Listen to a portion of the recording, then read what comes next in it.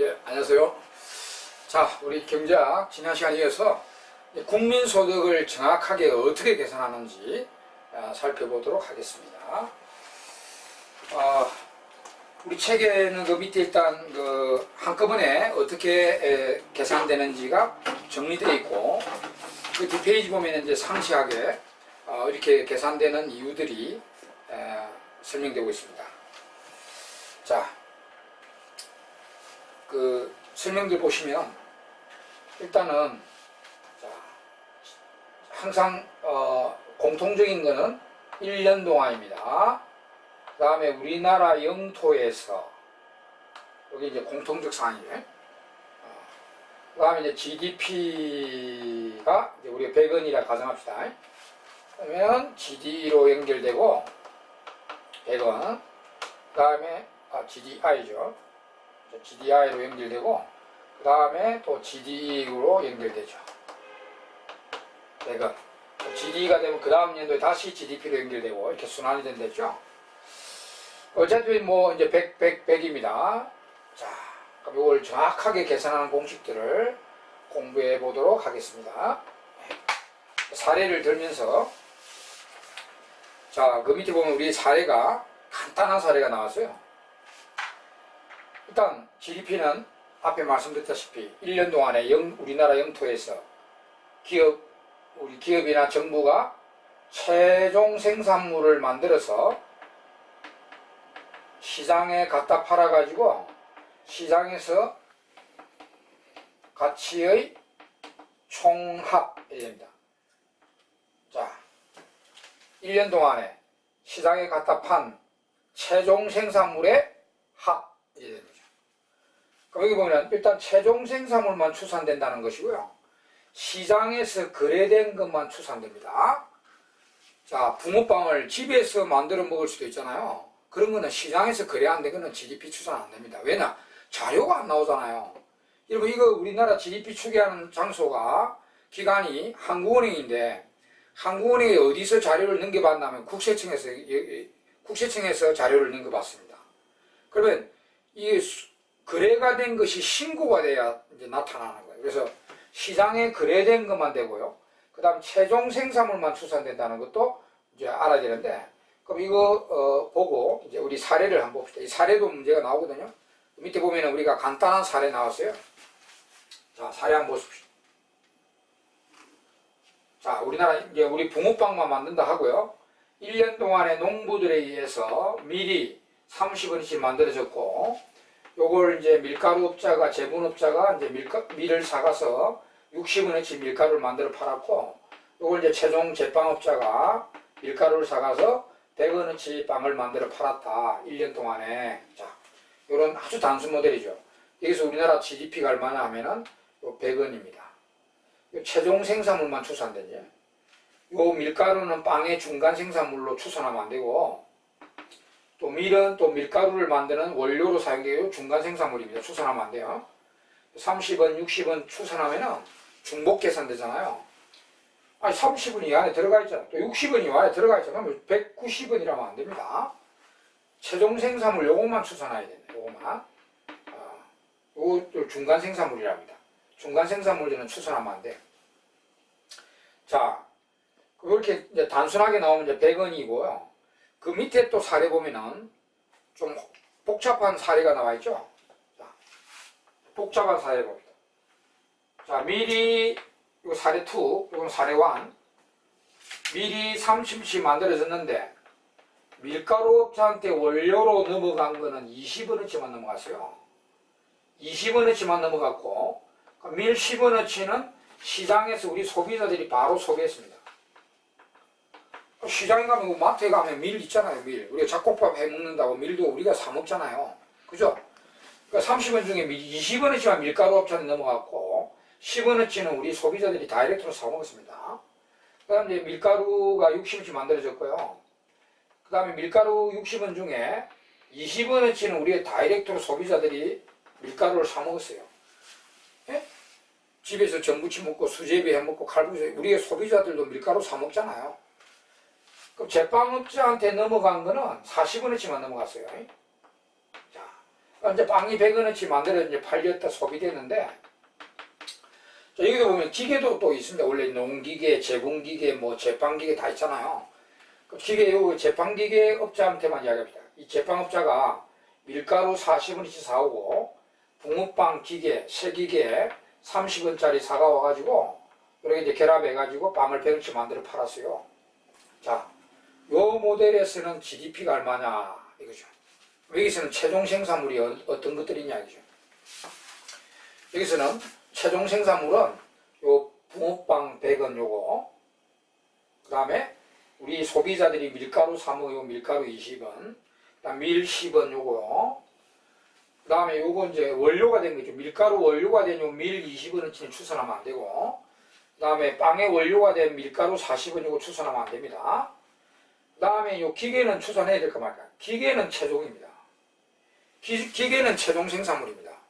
그래서 이렇게 좀 복잡하게 나오더라도 우리 최종 생산물이 요 빵, 요 밀가루 소비된 거, 밀 소비된 거, 기계. 그래서 요 모델에서는 우리나라 GDP는 160억이라 이렇게 하면 돼요. 이거 다 최종 생산물이에요. 이건 중간 생산물, 중간 생산물.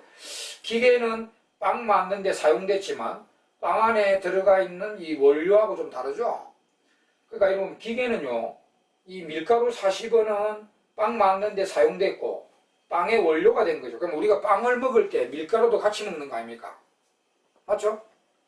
그래서 중간 생산물이고, 이 붕어빵 기계는 빵 만드는데 사용된 거지만 빵 안에 들어가 있는 게 아니잖아요. 우리 빵 먹을 때 기계도 같이 먹습니까? 빵 안에 기계가 같이 스며 들어가 있어요? 그러면 더 맛있겠죠. 바삭바삭하고. 빵 안에 기계는 없습니다.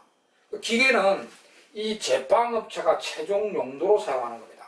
그래서 기업들이 사용하는 기계는 다 최종이에요.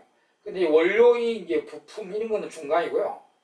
그 다음에 그 밀이든 밀가루든 뭐든 간에 소비자가 시장에서 사 먹었다. 이건 무조건 최종이라는 것을 알 수 있죠. 그래서 이렇게 복잡하게 나오더라도 이렇게 이제 최종 생산물이 뭔가를 탁탁 알아낼 수 있어요. 나중에 또 한꺼번에 정리해 드립니다. 최종 생산물이 뭔지. 그러니까 여기서는 160원이 GDP가 됩니다. 자, 이건 사례 2고요. 자, 그럼 사례 1으로 다시 들어옵니다. 이 단순 모델로. 하여튼 우리가 1년 동안에 최종 생산물의 시장 가치 합, 그럼 이건 100원이고 이건 160원 이렇게 이제 알아낼 수 있다. 근데 GDP를 계산하는 또 다른 공식이 있어요. 실제로 GDP 추계하는, 한국은행이 GDP를 추계하는 자료는 이 자료입니다. 생산자별로요.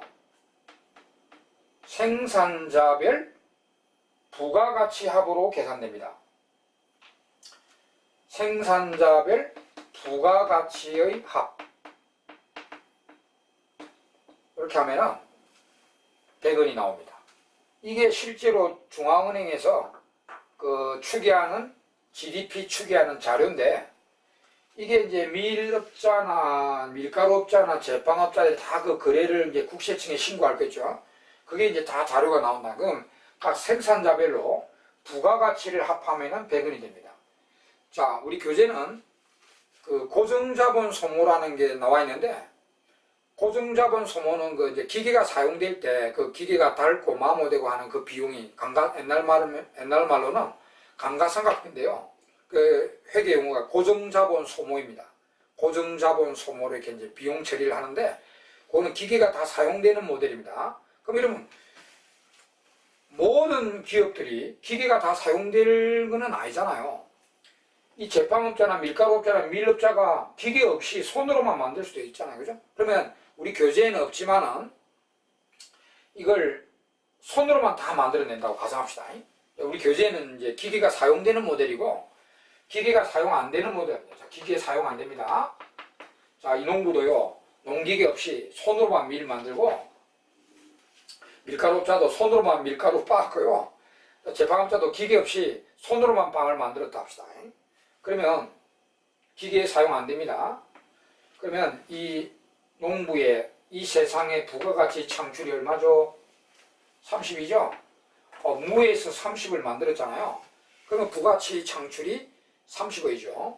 그 다음 이 밀가루업자의 부가가치 창출은 60원씩 만들었지만 30원은 자기가 만든 거 아닙니다.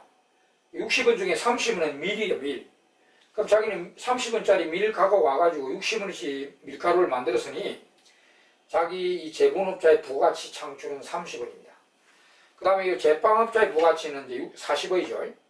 60원어치 밀가루 가져와 100원치 만들어 팔았으니 이 제빵업자의 부가치 창출은 40원이 됩니다. 이렇게 장부에 나타난다. 기기가 사용 안 될 때. 기기가 사용 안 되면 이렇게 이제 장부에 다 나타납니다. 그러면 요 생산자별로 이 부가가치를 전부 합하면 100원이 나오죠? 30, 30, 40 더하면 100원이 됩니다. 이렇게 해서 이제 구할 수 있고, 이제 우리 책에 나와 있는, 자, 기계가 사용된다 합시다, 이제. 자, 기계 다 사용됩니다.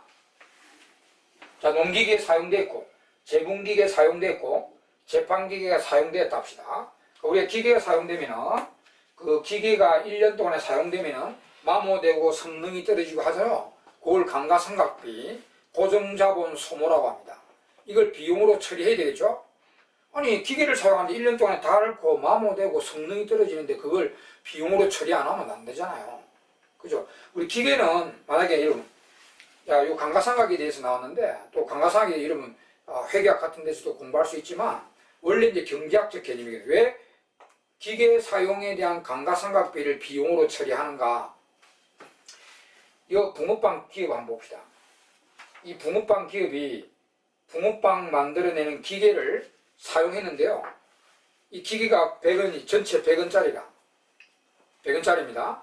그리고 이 기계는 10년 동안 사용될 수 있는 기계라 합시다. 100원짜리 기계인데 10년 동안 사용될 수 있다 합시다. 그럼 1년에 이제 1년 동안 사용하면 마모되고 닳고 하면 이게 이제 감가상각 되겠죠? 그걸 이제 그 기계가 얼마 닳지 10만이 알 수 있죠? 그거 아무도 모른다. 그러니까 우리 이제 회계학법에서 법적으로 요런 기계는 어떻게 감가상각비 비용 처리해라. 요런 기계는 어떤 식으로 비용 처리해라 이렇게 법으로 정해놨어요. 그러면 이 붕어빵 기계는 정액법으로 100원짜리가 10년 동안 사용될 수 있는 그 기계니까 정액법으로 감가상각비 처리하라면은 매년 10원씩 비용 처리를 해 나갑니다. 회계적으로, 아니, 기계가 1년 사용하면은 그 9년 동안 더 쓸 수 있단 말이죠. 근데 요번 연도는 한 10원치 사용됐다. 이런 개념으로 이제 회계적으로 장부상으로는 감가상각비 10원 비용 처리가 됩니다. 10원 지금 나가는 건 아니죠. 지금 9년 동안 기계를 쓸 수 있으니까. 근데 비용으로는 처리가 돼야 되죠. 이거 비용 처리 안 하면 기업 손해죠. 기계가 사용되는데 마모되고 닳고 이 성능이 떨어지는데 자기가 비용 처리 안 했다. 그러면 그 기업은 무조건 손해보게 되어 있는 겁니다. 오히려 우리 감가상각비 처리 안 하는 기업이 없고요. 오히려 감가상각비 처리를 남용하고 오용하는 기업들이 많아요. 예를 들어서 우리가 뭐 사업을 하는데 우리 요 주위에 보면은 외제차들, 아주 값비싼 외제차들 굴러다니죠. 그 사업자들이 그런 이제 외제차, 아주 값비싼 외제차 1억 2억 하는 외제차를 이렇게 사가지고 이 비용 처리한다고.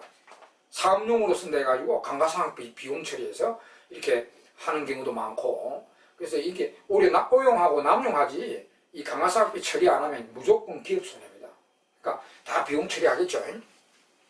그러면 이 농기계에도 사용한 건 이제 법적으로 1년 동안에 10원어치 감가상각비 처리해라. 이 제분기계도 10원어치 감가상각비 처리해라. 이 제빵기계도 1년에 10원어치를 감가상각비 처리해라. 이렇게 이제 법으로 정해놨다고 합니다. 그러면 여러분 고정자본 소모가 10원어치 비용 처리가 다 된 장부에 다 나타납니다. 이렇게 고정자본 소모 비용, 감가상각비 비용 10원 이렇게 이제 비용 처리가 된다는 거죠. 그럼 이런 경우는 이 밀업자의 부가가치 창출이 얼마일까요? 기계가 사용될 때는 부가가치 창출이 30원이 아니라 20원이 되게 됩니다. 왜냐하면 우리 손으로만 밀을 만들었다면 손으로만 밀을 30씩 만들었죠. 그럼 부가가치 창출이 30입니다. 근데 이 같은 경우는 농기계를 10원어치 달아 없애가면서 밀을 30을 만들었죠. 이 보세요. 밀을 30원치 이 농부가 밀을 30을 만들었는데 손으로만 만든 게 아니고 농기계를 10원어치 달아 없애버렸단 말이죠. 농기계를 10원어치 달아 없애면서 밀을 30원치 만들었거든요. 그럼 이 농부의 순수한 이 세상의 부가가치 창출한 거는 20원어치 했다는 겁니다. 이 강가상각비 처리가 있으면 이 부가치는 총생산액에서 여기 빠집니다. 이게. 그래서 여기 보면은 이제 고정자본 소모 비용이 10원이 처리된다면 이 농부의 부가가치 창출은 20원이고요. 그 다음 밀가루업체에 고정자본 소모 10원이 있다면 이 세상의 부가가치 창출은 20원어치 했고요. 그 다음에 이 제빵업체에 고정자본 소모 10원이 있다면 부가가치 창출이 30원으로 이렇게 이제 회계장부에 다 적히게 됩니다. 그러니까 이런 경우는 보세요. 기계가 사용되면은 각 생산자별 부가가치만 합하면 70밖에 안 되죠. 고정자본 소모 요거 3개를 더해야 100원이 되죠. 그래서 이 이제 기계가 사용되는 모델에서는 각 생산자별 부가가치 합에다가 고정자본 소모 비용, 감가상각비를 더해야 됩니다. 고정자본 소모 비용을 더해줘야 100원이 되는 것입니다. 그럼 여기 보면은 이거는 왜 빨갛게 적었냐면은 내가 또 우리 책에는 없지만은 이거 보세요. 손으로만 이걸 다 만들었다고 하는 것도 가정대가 있죠. 손으로만 다 만들면 고정자본 소모가 없고 그러니까 부가가치가 30, 30, 40이거든. 그런 경우는 이 부가가치만 다 합하면 되거든요. 그죠? 그러니까 우리 시험에 나오면은 모든 그 기업들이 기계가 다 사용된다는 보장은 없잖아요. 기계가 사용 안 될 수도 있고요. 물론 사용될 수도 있고. 그러니까 요 빨갛게 적힌 요 고정자본 소모 있죠. 우리 어차피 시험 치니까 이게 있어도 되고 없어도 된다는 거죠. 자, GDP 구하는 공식에서 생산자별 부가가치 합으로만 된다.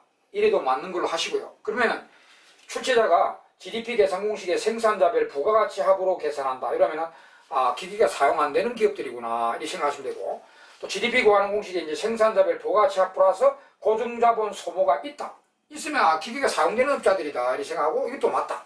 이렇게 그때 있어도 되고 없어도 된다. 시험에서는 여기 있어도 되고 없어도 됩니다. 없으면 그냥 요 모델이거든. 기계가 없는 기업들이다. 기계가 사용 안 되는 기업들이라 생각하시면 되고 그다음 여기 있으면 요거처럼 기계가 다 사용되니까 고정자본 소모를 더했구나. 이렇게 보시면 됩니다. 치사 선택이죠. 치사 선택. 여기 넣어도 되고 안 넣어도 된다는 거죠. 없으면 뭐요? 기계가 사용 안 되는 기업들만 있다. 우리나라에. 여기 있으면 기계가 사용된다는 개념입니다. 그 차이입니다. 자, 그래서 우리나라 GDP는요, 이렇게 계산하기도 하고, 실제 계산 자료는 요겁니다. 한국은행이 국세청에서 넘겨받은 자료가 요 자료입니다. 요 자료를 해서 GDP를 추계합니다. 알겠죠? 자, 그 다음에 이제, GDI로 가겠습니다. GDI는 이제 우리나라 가게가 기업한테 1년 동안에 벌어온 소득을 총합해. 그러면 이제 우리나라 노동자가 1년 동안에 벌어간 총임금 플러스 자본가들이 벌어간 총이자 그 다음에 건물주나 지주가 벌어간 임대료, 지대, 소득 그 다음에 이제 사업가들이 벌어간 총이윤 요거 더하면 똑같습니다. 요거 더하면 부가가치 합하고 똑같아요. 요거 더하면 100원이 나옵니다. 왜냐면 요거 보세요. 여러분이 제빵업자 사장이라 생각해보세요. 제빵업자 사장입니다. 여러분이 제빵업 사장이요. 그 100원어치 벌었죠. 100원 벌었다. 수익. 그 다음에 이제 기계 사용되는 걸로 합니다. 기계 사용되는 게 기계가 감가상각비 10원이니까 일단 100원 중에 이제 밀가루 원료 비용 송금해 줘야 되겠죠. 원료 사드렸으니까 60원 줘야 될 거 아닙니까? 그 다음에 40원 남았어요. 그 다음에 이제 고정자본 소모 10원이 있다면 요거 나중에 이제 기계가 나중에 10년 동안 기계 쓰고 고물되면은 그때 새 기계 사드려야 되니까 비용 조달을 위해서 회계적으로는 비용 처리해 놓고 지금은 직접 돈이 나가는 게 아니죠. 그럼 이제 이 10원은 금고에 남아있다 보면 돼요. 40원 중에 고정자본 소모 비용 나중에 기계 고물되기 위해서 이제 새 기계 사드리기 위해서 비용 조달을 위해서 이제 이거는 10년 동안 계속 모아 놓는다는 거죠. 10원 그 다음에 이제 30원이고 요거 갖고 뭐 하냐면 자기 혼자서 일했다면 이거 전부 이윤이죠. 자기 혼자서 일했다면 전부 이윤이잖아. 근데 노동자 고용했으면 요거 임금 나가고요. 여기서 이제 은행에 돈 빌려 한다면 이제 이자 나갈 거고요. 그 다음에 건물 빌려 한다면 지대 나가겠죠. 나머지 이제 이윤이 되는 거예요. 이 부가치가 임금 이자 지대 이윤으로 처분돼 나갑니다. 그럼 여기 밀가루업자 여기 이제 임금 이자 지대 이윤, 농부도 요 임금 이자 지대 이윤 이렇게 나간단 말이에요. 그래서 기업들이 지불한 임금이자 지대이윤 전부 다 하면요, 부가가치하고 똑같아요. 기업은 어차피 이 부가치가 임금이자 지대이윤으로 처분되기 때문입니다. 그래서 모든 기업들의 임금이자 지대이윤 처분된 거 다 더하면 부가가치하고 똑같아요. 알겠죠? 그리고 고정자본 소모가 있으면 따로 더하면 되죠. 없으면 뭐 안 하면 되고, 있으면 고정자본 소모를 따로 더하면 됩니다. 자, 이제 만약에 정부가 이 업자들한테 세금을 때리고 있거나, 이 간접세죠. 이 빵이나 밀가루나 밀에 대한 세금을 부과하고 있거나, 또 이 사업자들한테 보조금을 지급하고 있다면 또 조정해 줘야 됩니다. 만약 이거 없으면은, 간접세와 보조금이 없으면은 뭐 이까지만 끝나는데, 이제 만약에 뭐 문제가 나왔는데 이 빵업자한테 뭐 세금을 때렸다든가 보조금을 줬다든가 하면은 이것도 조절해 줘야 돼요. 치사 선택입니다. 만약 이제 요 빵에 대해서만 간접세 10원을 때렸다 합시다. 만약에, 자, 빵에 대해서 간접세가 10원이 있다고 가정합시다. 자, 요 빵에 대해서만, 앞에는 세금이 없고요. 빵에 대해서 이제 간접세가 10원이 부과됐다 합시다. 그러면 이제 보세요. 이 제빵업자가 100원어치 팔아가지고 60원은 밀가루 원료 비용 주고, 그럼 40원 남았죠. 그 다음에 세금 10원 내야 될 거 아닙니까? 그죠? 정부한테 세금 10원 내고, 그럼 30원 남았다. 그 다음 고정자본 소모 비용 10원 적립해 두면 20원밖에 안 남았잖아요. 20원으로 이제 임금, 이자, 지대이윤으로 처분됩니다. 그럼 요거 보세요. 요거는 이제 세금이 없는 경우는 임금, 이자, 지대이윤 나간 게 부가가치 30입니다.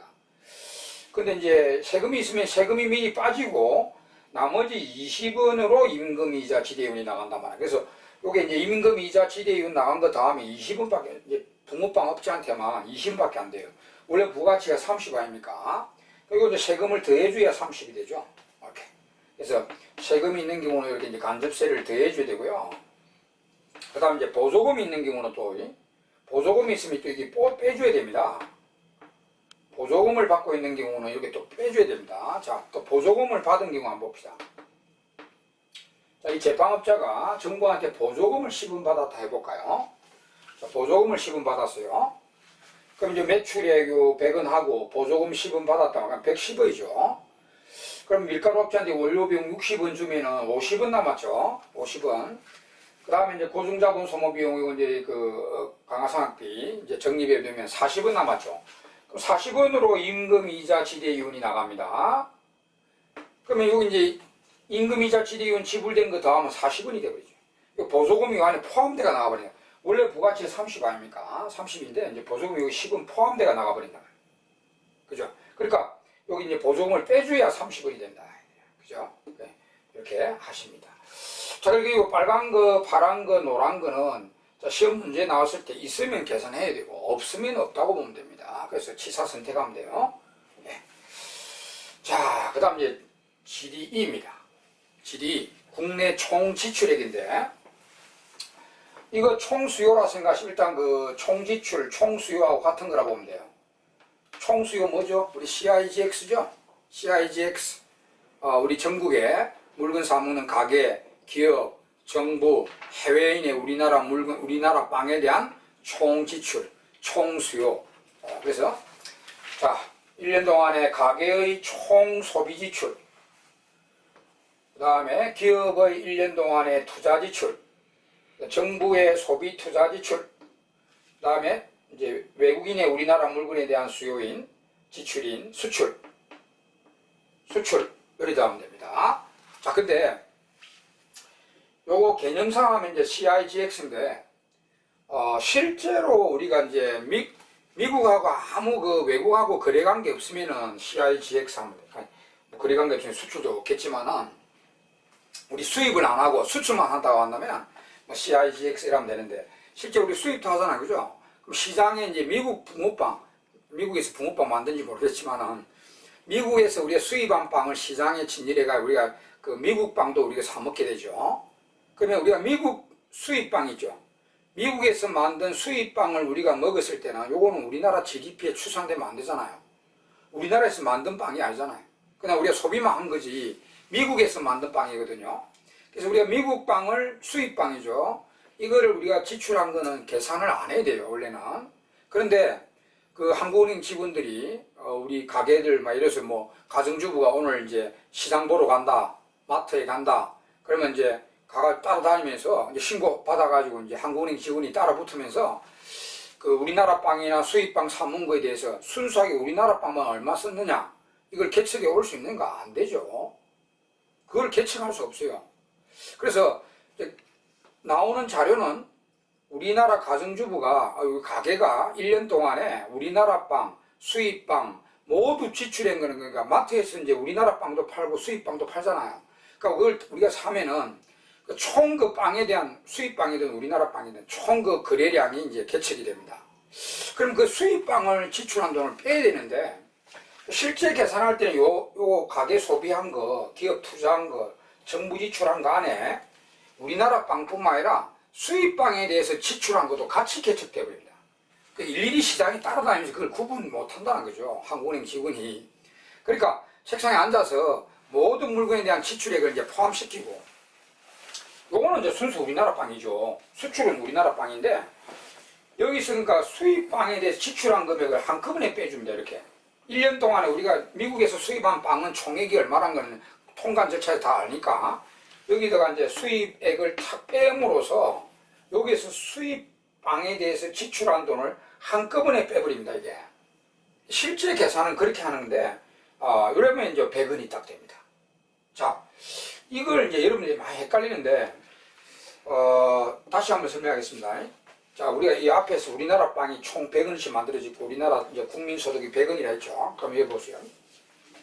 자, 우리나라 빵이 총 100원어치 만들어졌단 말입니다. 요 중에 이제 25원어치가 이제 수출됐다 합시다. 수출액은 25입니다. 외국에 수출했고, 나머지 75원어치가, 나머지 75원은 이제 우리나라 시장입니다. 시장에 이제 75원어치가 이제 우리나라 빵이 진열됐습니다. 진열됐고, 그 다음 이제 미국 빵요. 미국에서 만든 빵 15원어치가 수입됐다 합시다. 미국 빵 우리가 15원어치를 수입해서 이제 시장에 진열해 놨다. 그러면 시장에 총 빵이 90원어치 진열되어 있죠. 그죠? 그럼 이제 가게가 우리나라 빵도 사 먹고 수입빵 사 먹죠. 그 다음에 기업도 이제 우리나라 빵 사 먹고 기업빵 사 먹고요. 정부도 우리나라 빵 사 먹을 수 있고 이제 수입빵도 사 먹을 수 있죠. 그럼 이걸 일일이 이제 따라다니면서 시장에 따라다니면서 이걸 이제 우리나라 빵만 얼마 사는지 이렇게 계측을 못 한다는 거죠. 사후에 우리나라 빵, 수입빵 전체 지출액이 이렇게 계측이 됩니다. 그거는 자료가 나오거든요. 그럼 요거 여러분 요거 3개 다 하면 실제로는 요거 3개 다 하면 90원이잖아요.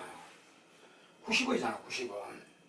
그럼 여기다 이제 수출액 25원 다 하면 요거다가 이제 수출액을 25원을 다 하면 115원이 되잖아요. 이게. 요 안에 이제 수입빵에 대해서 사 먹은 것도 요 같이 계측되는데 실제로.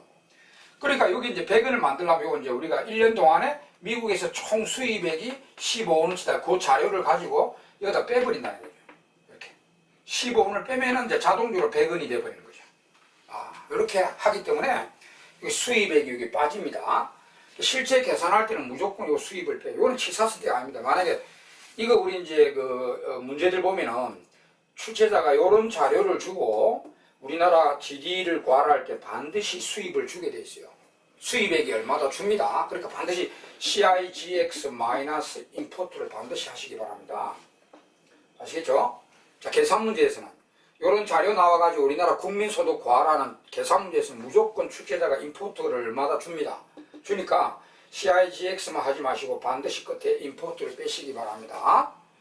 자, 근데 이제 우리 개념할 때 우리 책에도 보면은 우리나라 총수요나 총지출을 할 때 CIGX까지만 되어 있는 것도 있고 CIGX 마이너스 임포트까지 나와 있는 것도 있는데 다른 책에도 그래요. 다른 경제학책도 보면은 총지출이나 총수요를 CIGX 마이너스 임포트까지 적어 놓은 책도 있고 그냥 CIGX만 해 놓은 책도 있고 그렇습니다. 그거는 헷갈릴 수 있는데 우리 독자들이 이렇게 생각하시면 돼요. 개념을 공부할 때는 우리나라 총수요 항목이 뭐고 총지출 항목이 뭐냐 개념 공부할 때는 요 인풋 안 넣어도 돼요. 실제로 CIGX가 총수요 항목 아닙니까?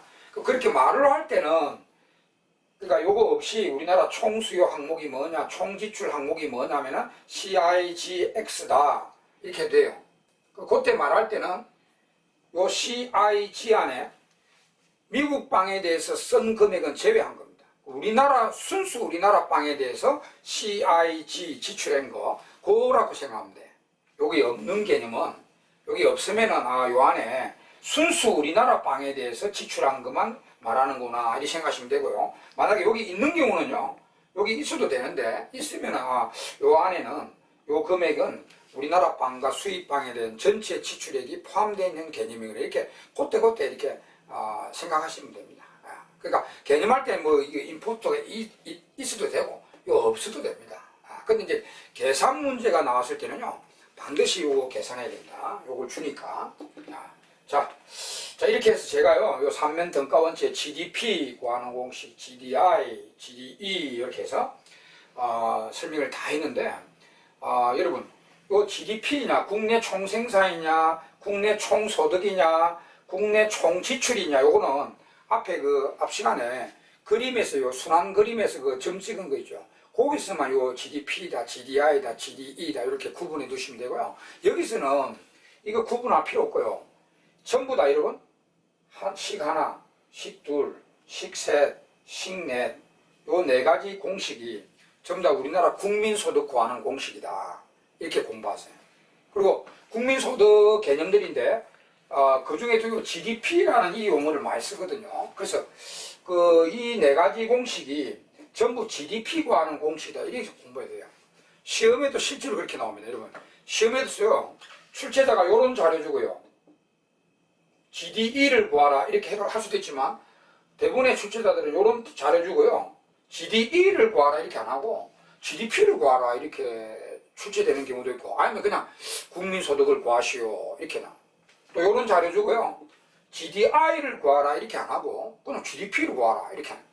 그러니까 GDP가 대표 그 용어거든요. 그러니까 GDP가 우리나라 국민소득에 대한 대표 용어니까 그렇게 쓰기도 합니다. 그러니까 여기서 꼭 이걸 뭐 GDI다, GDE다, GDP다 이렇게 구분할 필요 없어요.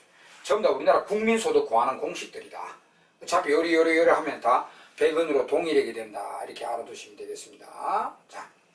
자, 그간 이제 우리 해서 이제 정확한 그 국민소득 구하는 공식들 봤습니다. 그 다음 우리 책에 보면 그대 이제 그 큰 3번에 보면 누출 및 주입과 균형 국민소득 방정식이라는 게 있죠. 그 누출과 주입은 이미 앞에 그 그림에서, 순환 그림에서 설명드렸잖아요, 제가. 누출은 뭐라고 했죠, 제가? 누출, 우리 가게가 소득 벌여가지고, 소비를 안 하고 우리나라 빵을 사먹지 않고, 돈을 다른 데로 빼버리는 거죠. 우리나라 물건을 못 사먹게 하고, 돈을 다른 데로 빼버리는 게 있죠. 그러면 뭐 있었죠? 누출 항목이? 저축, 조세, 수입. 여기 누출 항목이죠. 그 다음에 다시 주입은 이제 다시 다른 주체들에 의해서 다시 우리나라 빵을 사먹으러 들어오는 건데, 거기 주입은 이제 기업 투자, 정부 소비 투자, 수출, 여기 이제 주입 항목이 됐습니다. 그건 뭐 다 아시는 거고요. 이거보다 그 3번에요. 균형 국민 소득 방정식. 아주 중요한 방정식. 꼭 기억해야 됩니다. 우리가 그 순환 과정을 꼭 생각해 보시면 이런 식이 나왔죠. 우리 가게가 소득을 벌였다. 앞에 그 순환 과정 그림 보면 기업이 붕어빵을 100원씩 만들어 팔았고, 그것이 전부 다 가게 소득으로 다 들어왔죠. 100원이. 그죠? 그러니까 우리 가게가 100원을 벌이면 이 100원은 가게 소비, 저축, 조세, 수입으로 이렇게 처분되죠. 예. 이거는 항등식입니다, 여러분. 요거는 소득이 이렇게 4개로 처분되거든요. 무조건 이렇게 처분되게 되기 때문에 이건 무조건 항등식입니다, 항등식. 항등식과 방정식의 차이는 여러분, 항등식이 나왔는데, 이거 보세요. 이게 항등식이면, 항등식이냐, 방정식이냐, 이게. 이게 항등식이면 무조건 같다는 겁니다. 이 틀려질 일리가 없죠. 요거하고 요거 두 개를 합친 건 무조건 같다. 항등식이고, 방정식이면은 이제 균형에 쓰는 이 꼴이지만, 불균형에서는 A가 클 수도 있고 B 플러스 C가 클 수도 있다는 거죠. 방정식은 이제 균형에서만 이 꼴이고 이 좌변이 클 수도 있고 우변이 클 수도 있다는 그런 불균형에서는 그게 방정식이고요. 항등식은 요 세 개를 끊는데 무조건 같다는 겁니다. 이 두 개가 뭐 그런 의미인데, 그러니까 요거는 이런 Y하고 CST 인풋 이거는 항등식이에요. 항등식 무조건 같습니다. 왜냐하면 소득이 무조건 요거 4개로 처분되기 때문입니다. 그래서 이렇게 항등식. 그 다음에 이제 이게 붕어빵 100원치 만들어진 거고 이 소득이 됐고 가게는 요 4개로 이렇게 처분하고요. 그 다음에 이제 그 총지출 쪽 보면은 CIGX 여기 이제 총수요죠. 우리나라 전국에 빵 사먹는 수요가 되죠. 저는 우리 책에는 요 인풋도 없죠. 요 인풋도 넣어도 되는데 인풋도 없으면은 아까 어떻게 생각하시겠죠? 요 인풋도 없으니까 요 CIGI는 순수 우리나라 빵에 대한 지출이구나 이렇게 개념만 잡으면 돼요. 물론 현실에서 계측은 못한댔죠. 근데 개념은 그렇게 되거든요. 순수 우리나라 빵에 대한 CIG입니다. 그러면 이랑 100이잖아요. 아까 균형이 이제 요거는 방정식인데 요거는 방정식인데 균형에서는 이 꼴입니다. 불균형에서는 이 붕어빵 공급이 더 클 수 있고 수요보다 또 아니면은 공급보다 수요가 더 클 수도 있습니다. 불균형에서는. 근데 균형이면 이 꼴이 되는 거죠. 그래서 요게 이제 우리나라 총수요, 우리나라 전국에 빵 사 먹는 총수요 아닙니까? 이게 총수요. 요거는 이제 지금 빵 공급이죠. 요게 이제 우리 총공급인데 협의의 총공급이죠. 광의의 총공급은 앞에 우리 빵 만들어내는 능력이죠. 노자자기 능력인데 그 협의로 하면 이제 우리나라 전국에 빵 팔려고 나온 빵 총량 그게 협의 개념의 공급인데요. 여기서는 요게 협의 개념의 그 붕어빵 공급입니다. 이거는 이제 붕어빵 수요, 총수요. 여기 이제 요 식이 나왔는데 요 식을 그냥 지금 무조건 기억하세요. 요게 균형에서는 이 꼴이고요. 그럼 좌측도 100이고 우측도 100입니다. 좌측도 100, 우측도 100. 균형에서는. 그러니까 이게 균형 국민소득 방정식이기도 하고, 더 구체적으로 말씀드리면 거시경제학 쪽에 나오는 생산물 시장에, 이제 붕어빵 시장의 공급 수요 균형 방정식입니다. 균형 국민소득, 여기 이제 균형에서의 그 100이 현재 우리나라 균형 국민소득이다. 또한 생산물 시장의 붕어빵 공급, 붕어빵 수요 균형 방정식이다 이렇게 말합니다. 이 식은 여기서 끝난 게 아니라 앞으로 계속 나올 겁니다. 이 식은. 아시죠? 그러니까 일단은 이 식을 기억해 두시기 바랍니다. 특히 9장에서 9장이 우리 그 생산물 시장만 분석하는 장이거든요. 그래서 거기서 많이 나옵니다. 이 식이. 꼭 기억해 두시기 바라고. 자, 이상으로 해서 이제 이 국민소득에 관련된 이제 용어가 이야기됐고, 그 다음에 그 뒷페이지 보면 이제 더 자세히 GDP 수산에 제외되는 것, 제외되지 않는 것, 그 다음에 GDP와 관련된 용어들 몇 개 뒤에 나옵니다. 그거는 다음 시간에 계속 설명하도록 하겠습니다. 예, 수고하셨습니다.